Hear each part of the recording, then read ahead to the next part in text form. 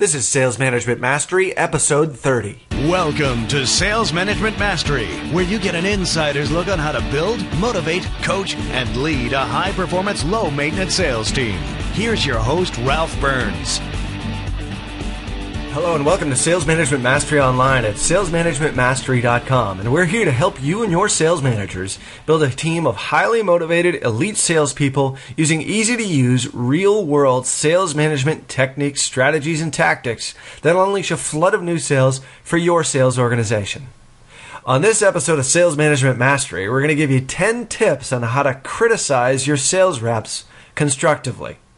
I'd like to remind you that if you'd like to get a jump start on creating your own team of supercharged salespeople using our proven system, you can claim your free training course of your choice, including our most popular training of all time, How to Motivate Your Sales Team to Peak Performance, at the Sales Management Mastery Academy by going to salestraininggift.com. Now, if you're a sales manager who avoids correcting employees, then this is definitely a show for you. And I don't think this is something that comes naturally to a lot of people unless you really enjoy confrontation. If you've got sort of a power type gene in your motivational profile, and if you don't know what the motivational profiles are, it's something that we've talked about in past shows here that categorize your salespeople into 5 separate buckets, and we give you some tips as to how to motivate each one individually using our motivational questionnaire, which is for our paid members at the Sales Management Mastery Academy. But nonetheless, unless you're a power type sales manager, then chances are you probably don't like confrontation a whole lot.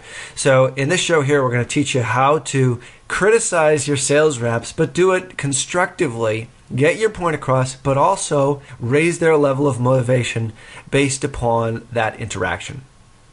So turning criticism into what Stephen Covey says a win-win situation takes a lot of tact, takes a lot of finesse, and it takes a lot of practice. And I think a lot of people are more sales managers, at least the ones that are paid members that I speak with on a regular basis. Some people have this trait a little bit more than others. And if you don't have it, then it doesn't mean that you can't learn it. And if you do have it, it definitely means that you can probably improve upon it and get even better at it. Now, improving work-related or sales-related behaviors, it really hinges on you as the sales manager staying very neutral and putting the focus on the problem's causes and not on the person itself. By simply just reciting whatever the fault or mistake or problem is and relaying it back to them specifically, it's not going to be very helpful for you, and they're going to end up going on the defensive, and the whole meeting, the whole interaction about whatever it is that you need to discuss ends up really losing a lot of its teeth. And you lose some credibility, and you withdraw a fair amount of deposits, or you take a lot of withdrawals from that trust account. So if you're dealing with a people-type salesperson, which is one of our 5 motivational profiles, you've got to be really careful about how you criticize. And I think for all groups in particular, you do have to be very careful as to how you criticize. And we're going to give you 10 quick tips here as to how to do it. So use some of them, discard some other ones. There's a lot of information here, but we're going to get through it very quickly and give you something that you can really sink your teeth into and start using immediately. So number 1 is deal with the problem in a private meeting. And I think this is something that is common sense to a certain degree, but I know a lot of people don't do it just because they don't have time, or maybe you live in a cubicle environment, or you work in a cubicle environment where all your meetings are sort of out in the open. But if you're going to criticize somebody, pull them into a private session, into a office with 4 walls and a door, and go through whatever it is that you need to discuss. It's because if you criticize workers in front of their peers, it really results in a lot of excuses instead of solutions. And public criticism often allies other workers with the employee being criticized, especially if they see it happening. You don't want that. You don't want some kind of mutiny going on with your sales force. And this probably doesn't happen a whole lot if you have salespeople that are in different parts of the country or are always out on the road or work out of their house. But if you're in an office and environment, or if they come into the office on occasion, this is definitely something they have to remember. So deal with the problems in private. Number 2 is offer suggestions and avoid opinions and facts. So let's not forget that human beings, and especially salespeople, are creatures of emotion. And they're not computers working through elaborate logical chains or anything like that. They are people with emotions.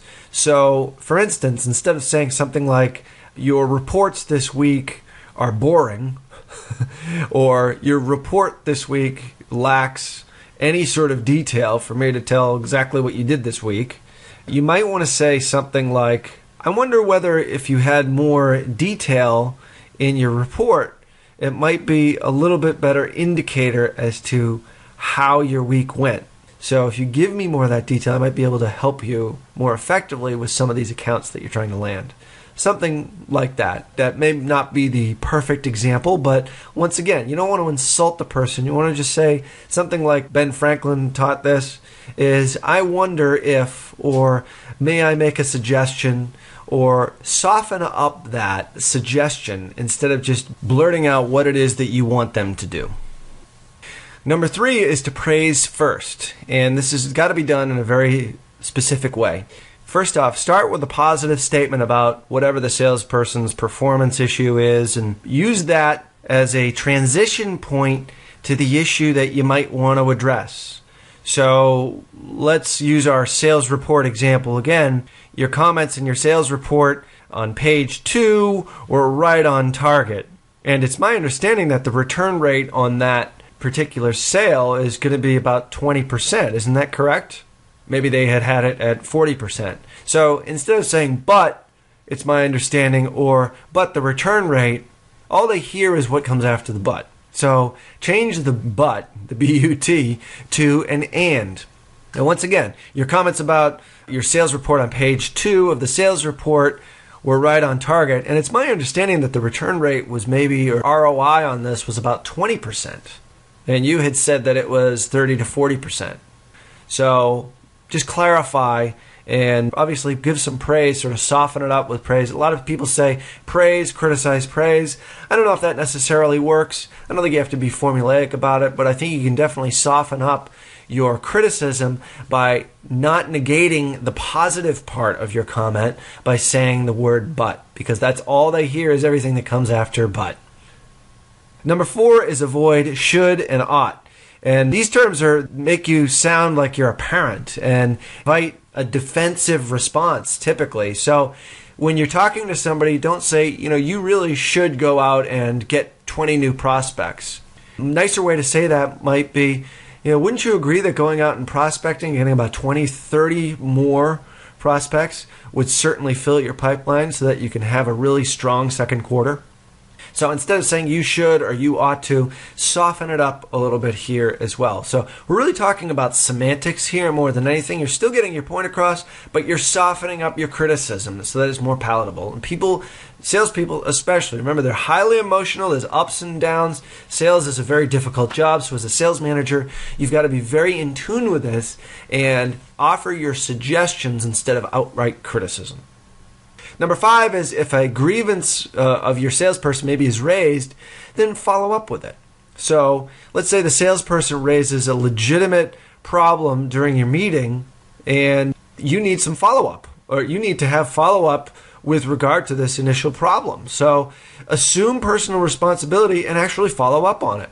So if there's something that you need to do, follow up and do what you need to do. And this obviously is very effective in curbing particular performance problems, but it also helps in establishing trust and putting more deposits in the trust account, which we've talked about very many times here on this show. Now, if you assure your salesperson that you'll review the problem and report what you find back to them, this is all part of that follow-up, it's really going to help improve relations with them and improve their attitude and also help improve or maybe even correct that particular behavior. So make sure that you do follow-up at all times. Number 6 is review your goal before the meeting. What is the objective of the meeting? Have an objective before you actually pull them in and talk to them about whatever the grievance is, whatever it is that you need to criticize them about. If the objective is vague, then you'll have a real difficult time communicating that with an employee. So establish standards of goals and be specific. If you're talking about 100% of quota, or if you're talking about 10 sales calls, don't talk about a bunch of sales calls or your goal. Talk about specific numbers. If you want to attain 102% of your goal, talk about that. If you need 25 sales calls on Tuesdays, talk about that. Be very specific and review that goal before the meeting, and you'll be assured a much more effective outcome. Number 7 is diffuse hot button issues and deal with specific behaviors without using any sort of label, so to speak. If lowered sales productivity is the problem, don't imply that the person is just lazy. Don't insult them. And to ease tension, recall that a person maybe from your past or maybe who has a similar type of issue and was able to turn it around. I used to use this all the time with a salesperson that I had that was last in the country and turned around to become first in the country, and probably used that analogy probably way too much, but not necessarily on the same people. But it is a way in which to diffuse some of the tension. Say other people have been able to do it and you can do it as well. Number 8 is be objective. Ask these non-threatening, sort of open-ended questions and get to the root of the problem. Discuss maybe a range of possible causes. Maybe there isn't the thing that you thought was the problem, maybe isn't the problem. Engage in a conversation with them. Ask them what they think. Be objective. Don't go with any pre-existing notions as to what the issue or the criticism or the problem is. So partner with the salesperson to a certain degree so that you can both find a solution. And number 9 is a lot of salespeople feel really, I would say, suffocated or maybe limited by their sales managers who are so eager to help them to learn how to succeed, but they're never really allowed to fail. So in many cases, allow your salespeople the freedom to try their own ideas and to maybe fail a little bit, see what doesn't work.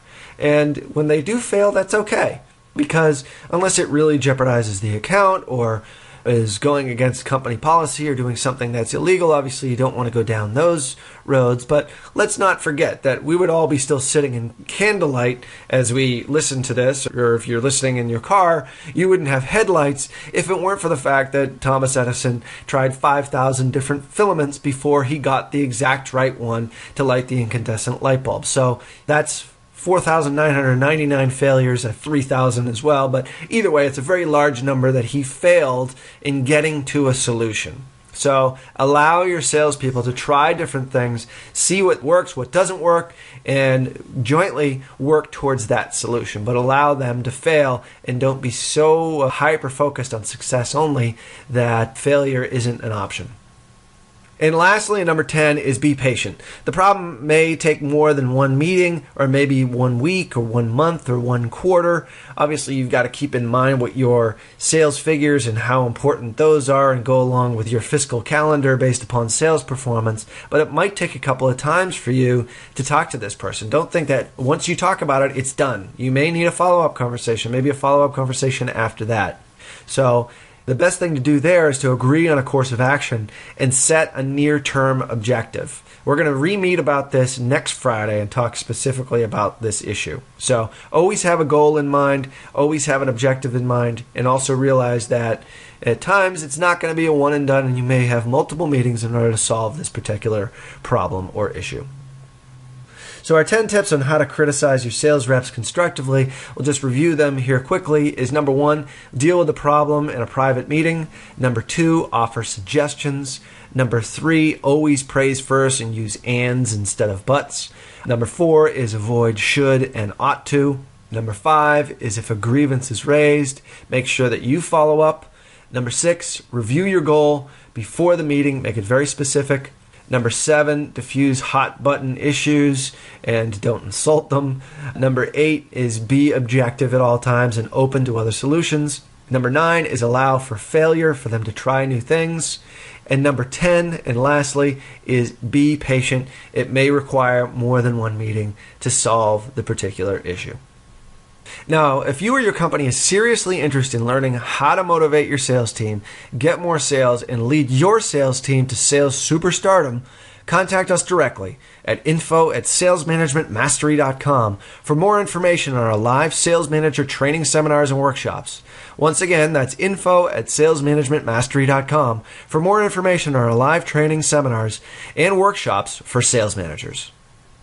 That's it for this week's episode of Sales Management Mastery. Until next time, wishing you ultimate sales management success. You've been listening to the sales management, motivational, and leadership training expert, Ralph Burns. Ralph invites you to discover the sales manager training secrets that will unleash a flood of new sales from your sales team. Visit salestraininggift.com and you'll get instant access to your choice of life-changing sales manager training techniques, only taught in the internationally acclaimed Sales Management Mastery Academy online community. Go now to salestraininggift.com. Sales Management Mastery.